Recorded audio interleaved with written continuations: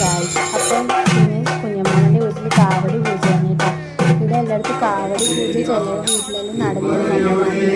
ഇങ്ങനെ ഇത് പഴനിക്ക് പോകുന്നതിന് കാവടി കുറച്ച് വീടുകളിൽ സഞ്ചരിക്കാനും കയറിയിരുന്നാലും അപ്പോൾ താല്പര്യമില്ലെങ്കിൽ അവരവരുടെ വീട്ടിൽ കാവടി പൂജ അടുത്ത് അങ്ങനെ കുഞ്ഞമ്മേൻ്റെ വീട്ടിൽ കാവടി പൂജയാണ് കേട്ടോ.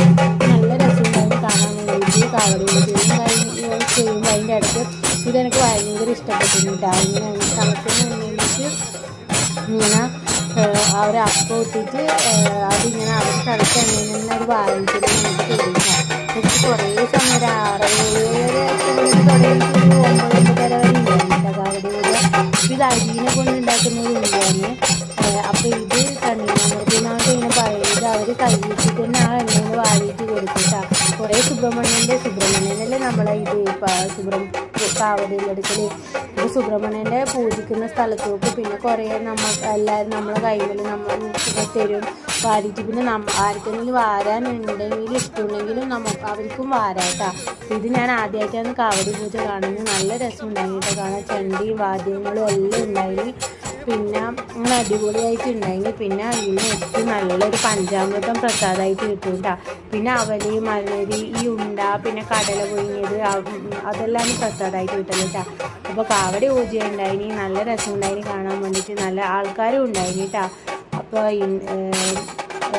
എല്ലാവർക്കും ഇഡലി സാമ്പാറാണ് കേട്ടോ രാത്രി ഉണ്ടായിനി. അപ്പോൾ ഇത് അവറോന്നൻ്റെ കാവടി എന്ന് പറയും.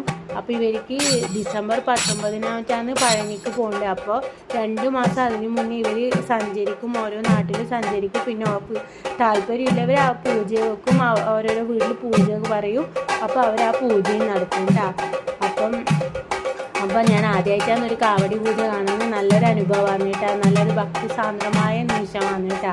സുബ്രഹ്മണ്യനെ പൂജിക്കാനും നമുക്കും പ്രാർത്ഥിക്കാനുള്ള ഒരു അവസരം കിട്ടില്ല. ഇതെല്ലാം കണ്ട തിളച്ച എണ്ണയെന്നാണ് അദ്ദേഹം ആ പൂജാരി പ്രസാദം എടുക്കുന്നത് കേട്ടോ. അപ്പം ഇന്നത്തെ വീഡിയോ ഇത്രയേ ഉള്ളൂ. അപ്പം എൻ്റെ വീഡിയോ എല്ലാവർക്കും ഇഷ്ടപ്പെടുന്ന ചാനലിന് സബ്സ്ക്രൈബ് ചെയ്ത് സപ്പോർട്ട് ചെയ്യണം കേട്ടോ. പിന്നെ ഈ നല്ല പ്രസാദം കഴിക്കുന്ന ഇതുണ്ട് കേട്ടോ, വീഡിയോസ് ഉണ്ട് കേട്ടോ.